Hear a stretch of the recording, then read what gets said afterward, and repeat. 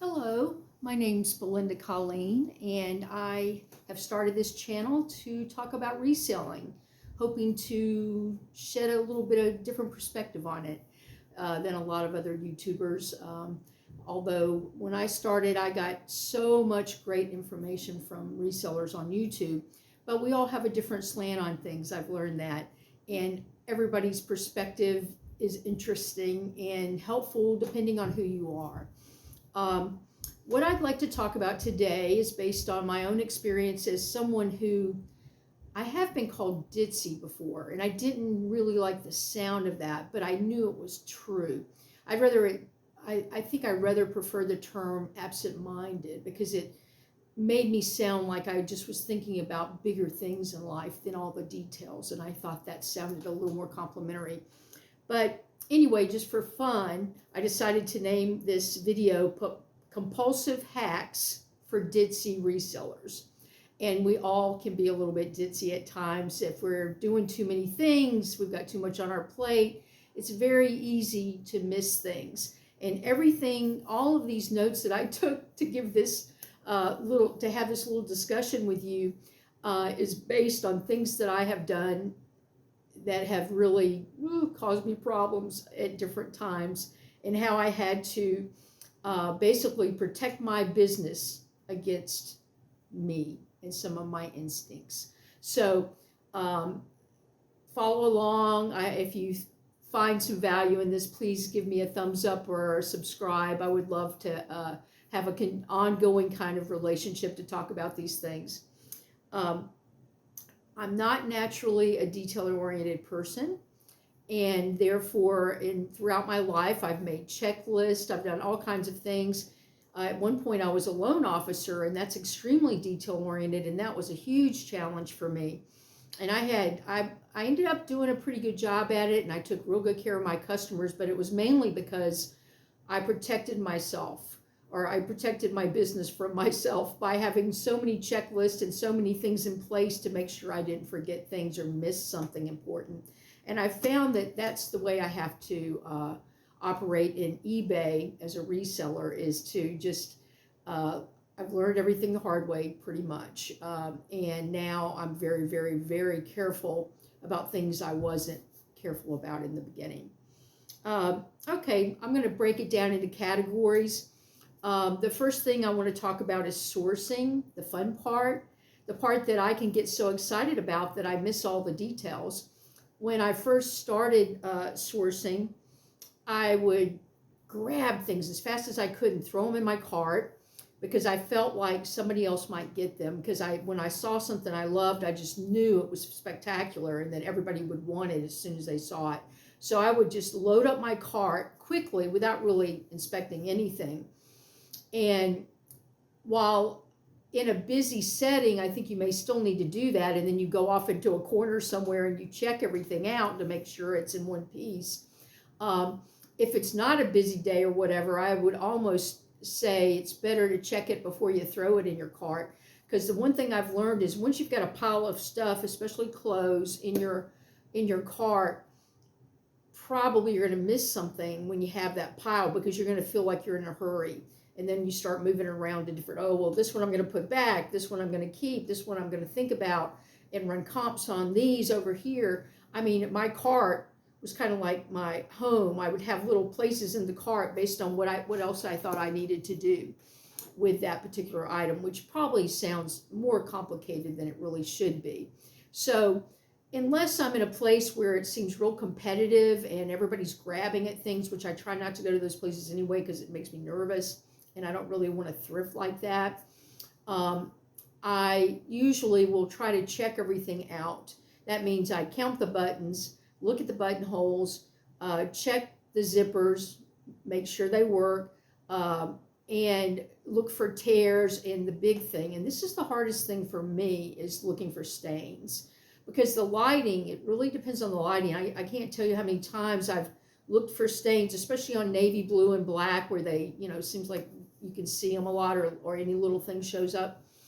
I would oftentimes think it was fine after a cursory look, and then I'd get home and start to take pictures for listing or clean it, after I cleaned it or whatever, and then I would see the spot. And I would be so upset. And depending on how nice the piece is, I might just, and if it's the kind of spot that's not in a place where probably many people would see it, or where, somebody might not care that much about it, I would probably go ahead and try to sell it if it was a really nice item. And then I would just, of course, disclose the spot, take a picture of it, whatever. Sometimes those pictures that you take, though, don't show up that well, even in the pictures on eBay. And, of course, I know all the sites are different. Right now I'm thinking about going into Depop, but I've got to think about it a little bit more. But for now, I'm talking exclusively about eBay. But anyway, it is so important because in the thrill of the hunt, it's very easy to miss things. And that's just, let's face it, it's wasted money. And even if you do end up listing an item that has a problem, you've already taken a hit typically on the price you're going to get. So you've lost money as soon as you walked out the door of that item. So I've gotten a lot better about that. I'm not perfect. I still have some issues occasionally where it'll be something that I just didn't anticipate. Funny things do happen. And so that's something that I've really had to be more careful about, so that I am being, A, not wasting my money, and B, not frustrating myself. And C, not the worst case scenario is when you find the flaw after it sells. That's the worst. I can't tell you how upsetting that is, because I've had to send that message. By the way, as I was packing up your shirt or your top, I found a spot that I did not notice before. And I'm sending you a picture of it. Please feel free to cancel, no problem. And I'm sorry, I always apologize, because especially if it's my fault, I apologize for sure. And the funny thing about it is, a lot of people, and sometimes if it's pretty bad, I'll say, how would you feel about, $5 off or $10 off or whatever's appropriate for that item. And about half the time they just say, don't worry about it. It's fine. I still want it. Occasionally they will go ahead and cancel. And honestly, you want to make sure you do let them know if you find it right when you're trying to ship it out, because let's face it, it's a lot more expensive. Like if you're like me, I pay 30 days shipping. 30 days return, including return shipping. So I'd rather them find it. I'd rather them say, no, I want to cancel, than get the item and then say they want a refund, because that's much more expensive for me, because then I have to pay for return shipping too. So if I do find something, I'm going to let that person know. Now, the other thing is, like with things like games or any items that are boxed. I think of games now because it's Christmas, and I always want to, part of me wants to sell games, because I remember how much I loved to play games when I was a kid. But another part of me shies away from it, because a lot of those games have little bitty pieces and all kind of things, and I don't feel like stretching out in the thrift store and counting all the pieces and everything. So that part of me shies away from it, unless it's something I can easily see. Like I sold a chess set that I just loved, but a chess set's pretty easy to set up, and there's only so many pieces, and I played chess some. I'm not really terribly good at it, and I don't play much anymore, but I know how everything's supposed to look, so I can quickly decide if the chess set is in one piece and all the pieces are there. But with some of these other games, I'm not so sure, unless I played them a lot. Like my family used to play Risk, of all things, a war game. So we used to play Risk, and that has a lot of little pieces, and you have all the little armies. And so there are certain things, or if it's a game I've never played and it looks like it's got a lot of pieces, I won't even think about it. Where I get in trouble is when I'm trying to decide whether to buy a game that looks like it's wrapped, but I'm not sure it's new. I don't know if it's been wrapped by the people that are turning it. I just don't know. And so typically, unless it looks brand new, I won't dive into that. anyway, those are some ideas about sourcing. Just if you have any doubt about it being complete, I would not buy it. That's just me. I'm being super careful. Um, and this was one that when you're looking at your items, be sure you can find a size on it. I have glanced at things before and thought that I saw a size only to get home. And then when I start the listing process, I'm like, that wasn't a size. It was a trademark, or it was something else. And I thought it was going to be the size. And I just glanced at it without really looking at it and taking it in. And I don't know about you, but when it comes to clothing, I really, even though women's sizing is so all over the place in terms of it's not very standardized, I still want to have that size that I can show. And I just feel like that's extra protection, even though you still need to measure, especially on women's items.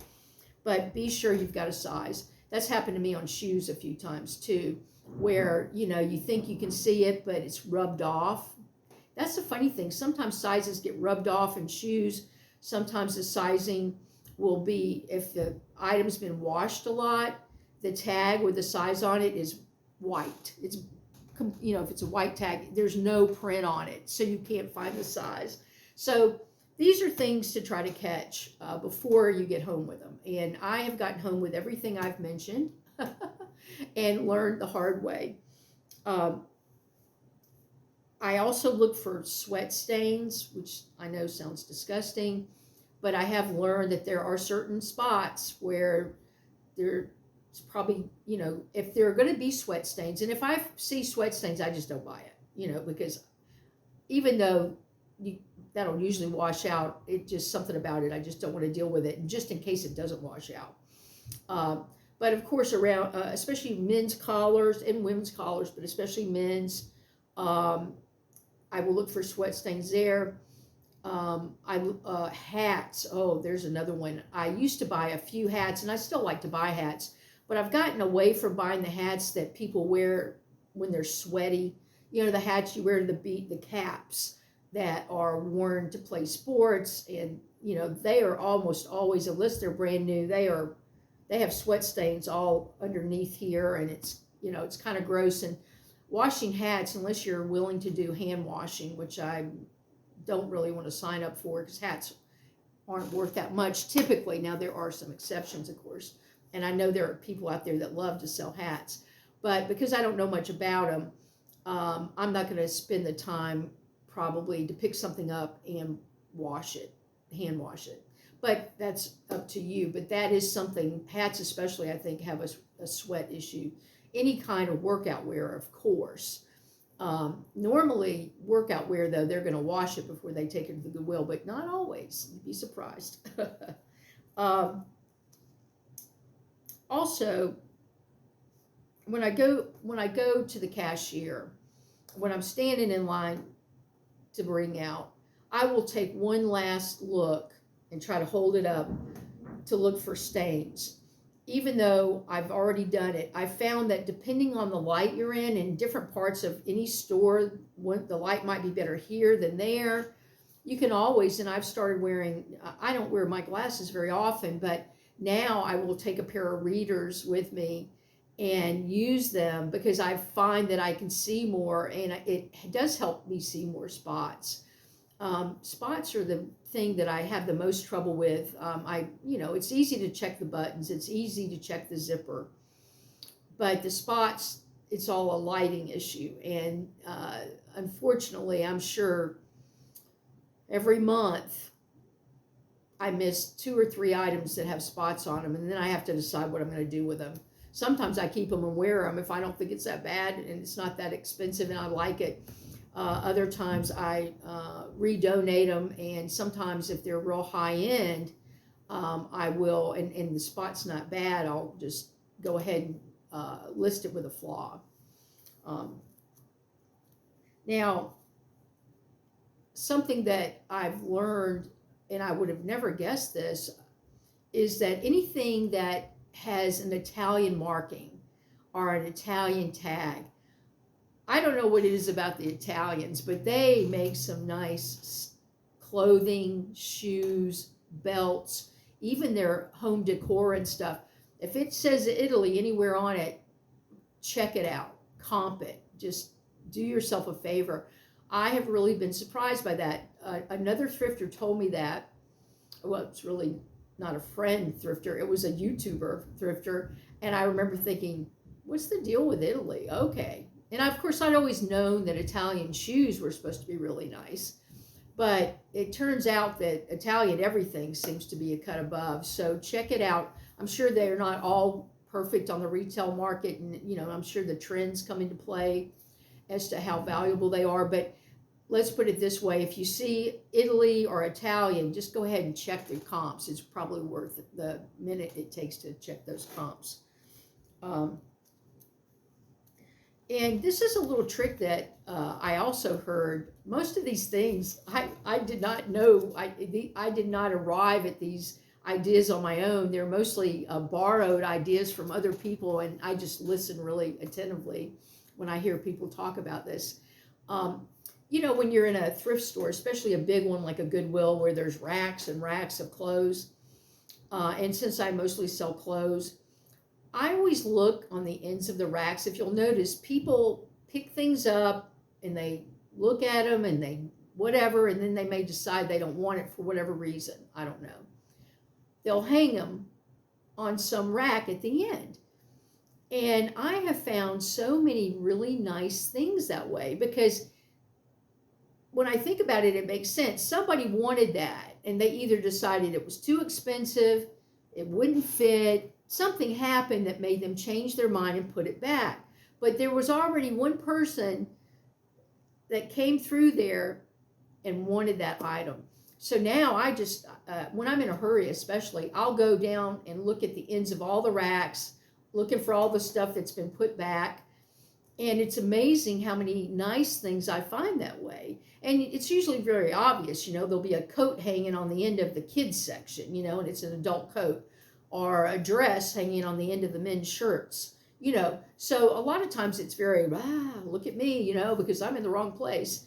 And I do check those out, and I'm amazed at how many nice things I've found that way. So that's just a tip on sourcing. Let's see. Oh, this is a big one. I just ran into this the other day. Men's and women's sneakers do not look as different as other types of apparel and clothing a lot of times, and even shoes. I can't always tell the difference.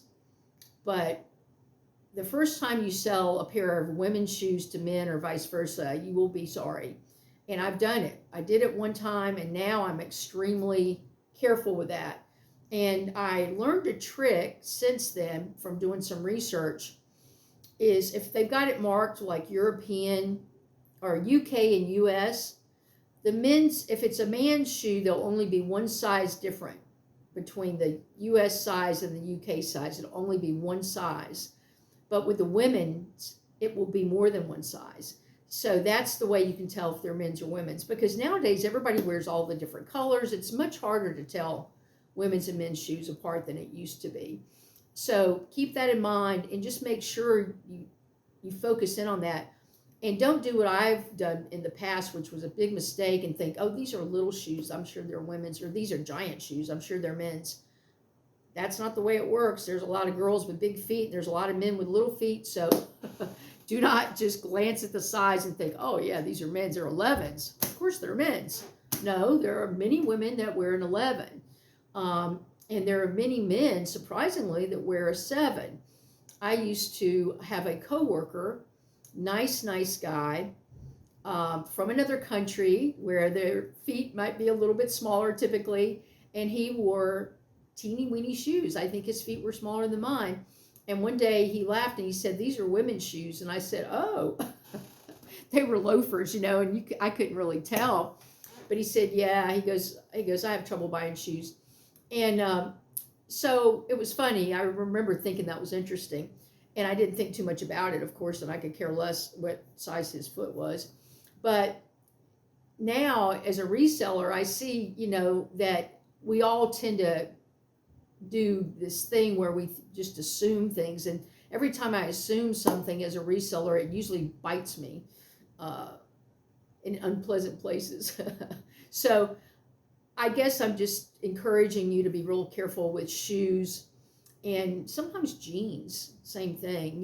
Now the other thing that's come into play, and we all know it, is you've got a lot of shoes that are kind of unisex, like Vans and Converse, where they have men's and women's size in there. So just be extra careful when you look at those tags, because you don't want to glance and just assume it's a men's or a woman's.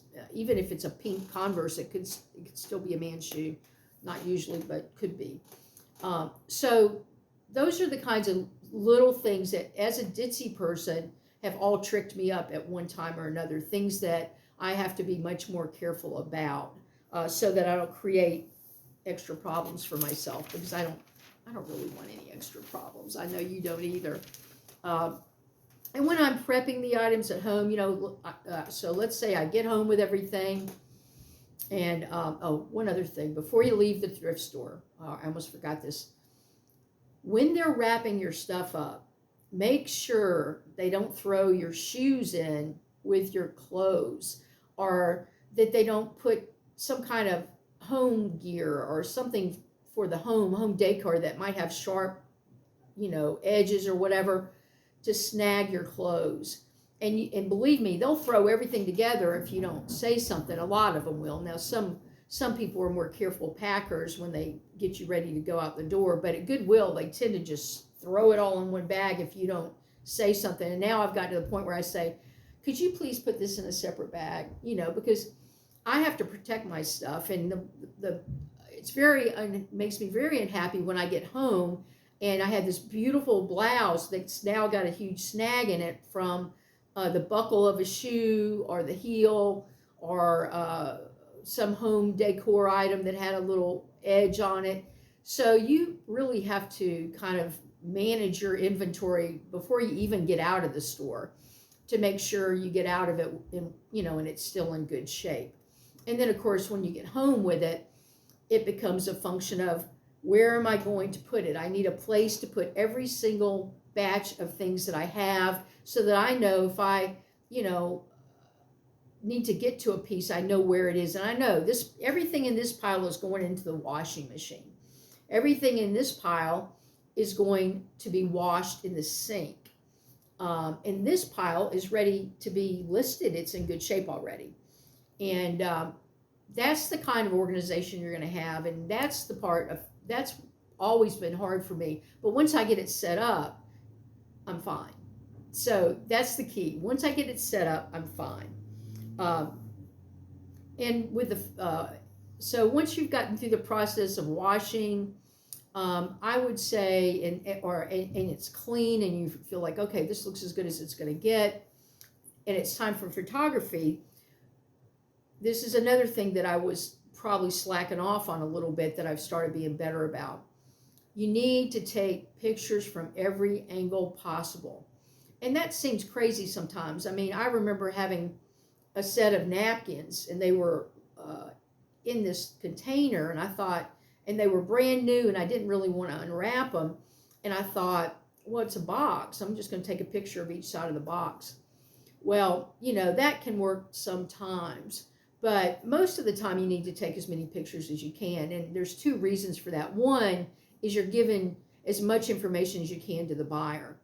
But secondly, and this is the one that maybe is even more important, you may find something you missed.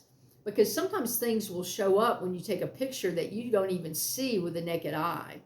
And that's always a little bit of a surprise. But so the pictures have two purposes, and they're two very important purposes. So don't shy away from taking as many pictures as you want, really. Let's see. Okay, I'm sorry. When you're listing and you've got your pictures, fill out as many spaces as you can on there. I don't always fill everything out, I'll be honest with you. I don't always know the answer to everything. Sometimes I'll have one little tag and it's got a little bit of information, and that's all I've got, and the rest is going to be guessing. And I would say don't guess, because if you guess and you're wrong, then all of a sudden you've got a not as described item on your hands. possibly going to be not as described. So even if I think something's linen, if it doesn't say linen anywhere, I'm not going to say it's linen, because one thing I've learned is I'm not nearly as smart as I always think I am, and that somebody knows more than I do, or they think they do, and they're going to call me on any shenanigans I pull, even when I'm not doing it on purpose. So if I don't have some kind of proof that this is whatever it is, even with blue and black, I'll put, and I do have trouble telling navy blue from black. I mean, I've done so many crazy things to try, I'll take something black and hold it up and think, okay, is it, but then the material, if it's different material, it still throws you off on the blue and black color thing. So now when in my listings, I put blue/black. I just hedge my bets that way. I haven't had any problem doing that. But that way, if they say, well, that was navy blue, I can say, well, I said it's a blue-black, Anyway, I just want to make sure that I'm giving the best information that I can.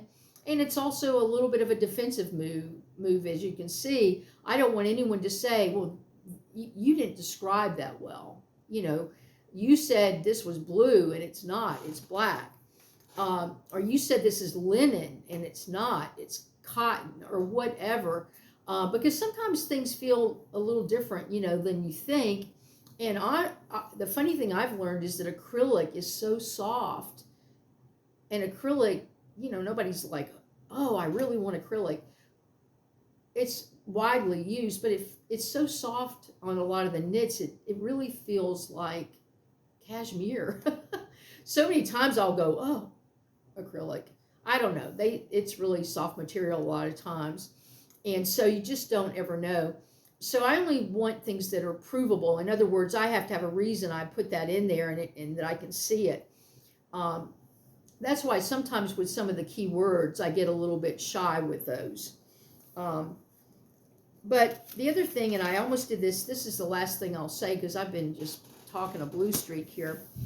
When shipping, I got to the post office and started throwing my packages in their big bin there.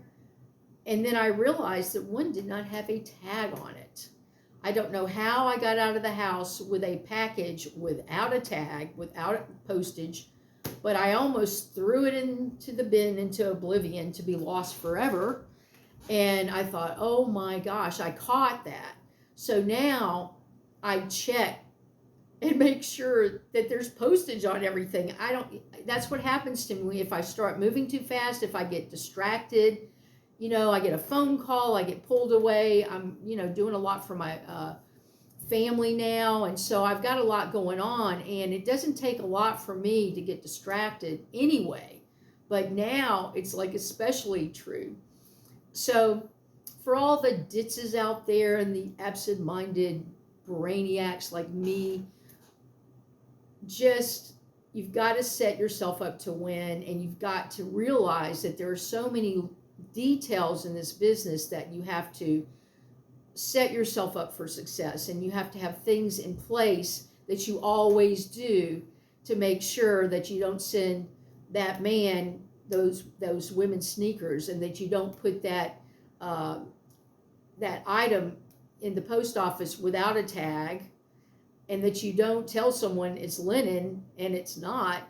I mean, these are the kinds of things that you can catch yourself, and especially once you do it and you end up either losing money because of it or embarrassed because you have to call the customer because there was a big tear under the arm that you didn't see before they purchased the item. Once you do that, you remember it, but I'm hoping that you'll think about some of these things just so you won't have to put yourself in those positions in that pain like I've been in. And I'm not saying it's terrible pain, but it's upsetting. When you make a mistake and you lose money, or you upset a customer, or you worry about your rating with eBay, then that's a type of pain in business that you'd rather not have. So I just hope this will help you move through your reselling career in a smooth way that's a lot more fun and a lot less stress. Thanks for hanging out with me for a little while. I enjoy talking about this, and believe it or not, reminding myself of these things is really good for me too. So happy holidays. Bye-bye.